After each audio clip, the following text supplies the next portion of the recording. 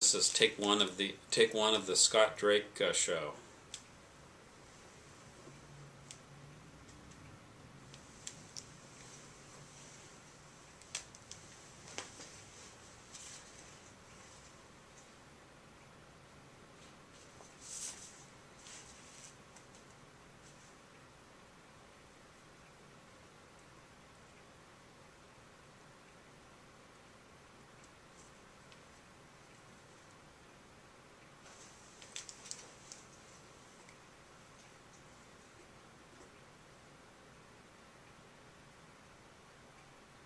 I'm here and happy to talk about one of my favorite topics, the general welfare exception, which I now characterize in this latest article as an evergreen topic.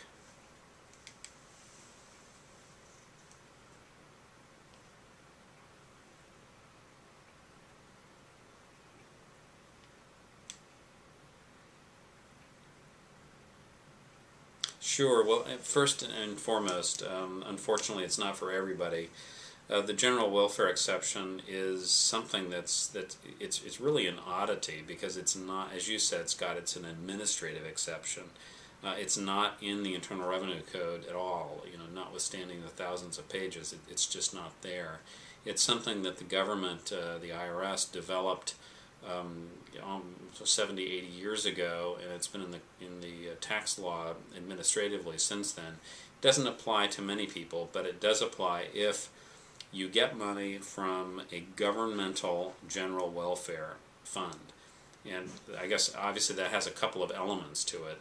It has to be from the government. So if it's you're getting money from a utility or a private company, even if it's a regulated company, you're getting money from a private contractor. Any kind of private party or private company doesn't qualify. It's got to be from the government.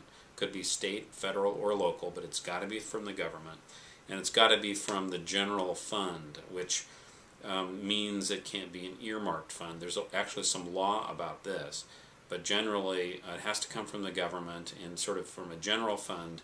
And then here's the big two requirements for the promotion of the general welfare. We'll talk about that in a moment, and not as a payment for services. I think that one's really obvious. Everybody would understand that if you perform services for the government and then they pay you for services, that's going to be income.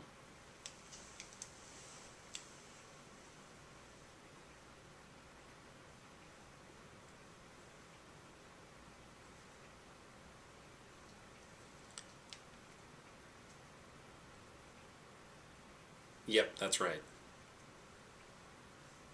Yeah, it is pretty simple, and I think it's one of these things that's often overlooked. And I mean, as you might expect, and these days, with the bad economy and various natural disasters, it's worth reminding ourselves about this. Um, Normally, it's governmental assistance kind of funds. It's typically to people that have needs that aren't being met, and their needs for monies for basic assistance, disaster relief, that kind of thing.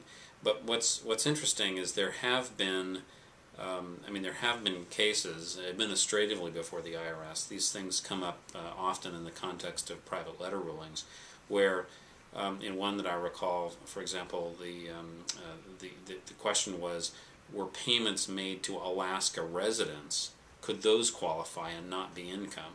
And the answer in that ruling was no, because it was sort of a head count. That is, anybody in Alaska with a pulse was given a certain amount of money, and that was not, even though that was sort of arguably for the general welfare, it wasn't based on need. It wasn't based on some kind of income criteria or people being in a particular region that were affected by a disaster, nothing like that.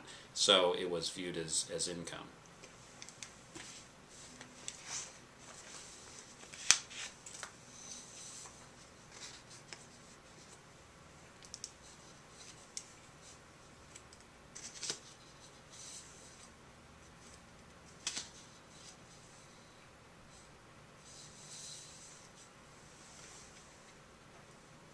Yeah, no, that's right. And I mean, what I would say, and what I try to point out in this latest article in Tax Notes, is that It's often this GWE or general welfare exception is often considered with certain governmental programs where the question is, well, if the government doles out money in a certain way, is it going to be income to the people or not? But bear in mind, since I know on the Legal Broadcast Network, many of the people listening are lawyers and people who work with lawyers. What about lawsuits? It doesn't need to be a program that's voluntarily administered by the government. It might be lawsuit settlement proceeds. And I try to give some examples of that, but certainly one I can think of would be education expenses, where if there's a lawsuit because people aren't being educated, for example, public schools are being cut everywhere these days, and if there are such suits, what about the proceeds of those suits? Aren't they based on education needs, which is certainly one of the basic general welfare needs that the GWE could address?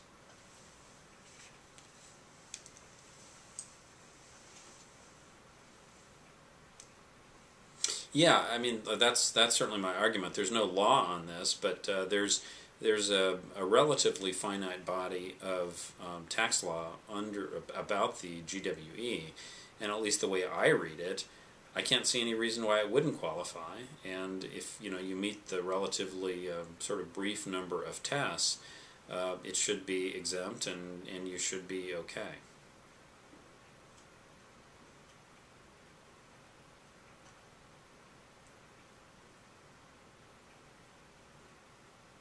Yeah, no, it is, and at the same time, one thing that I think is kind of notable about the GWE is that I wouldn't say the IRS rolls over on these. I don't think there's enough law to really know, but they do seem to give it pretty wide interpretation. I mean, it seems to be as I say, it's an unusual thing in the tax law. I can't even say in the tax code since it's not in the code, but it's something that the IRS respects and seems to want to apply, at least where they think it's not being abused and where it really is a governmental payment based on needs.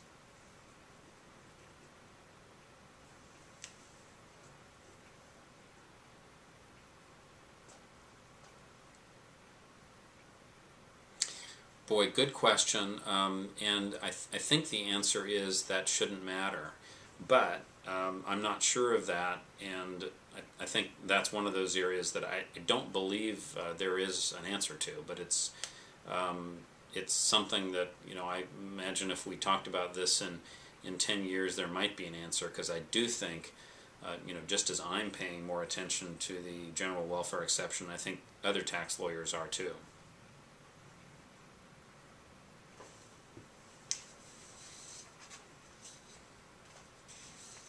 Yeah.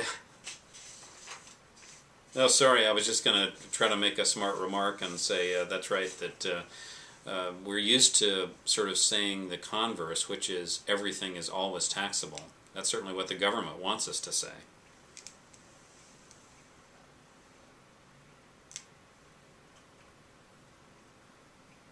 Agreed. Hmm.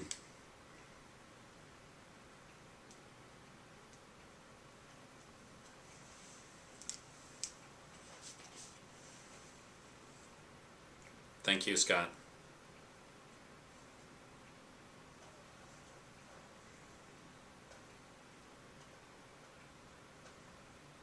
Yeah, sorry for the awkward pauses and yeah.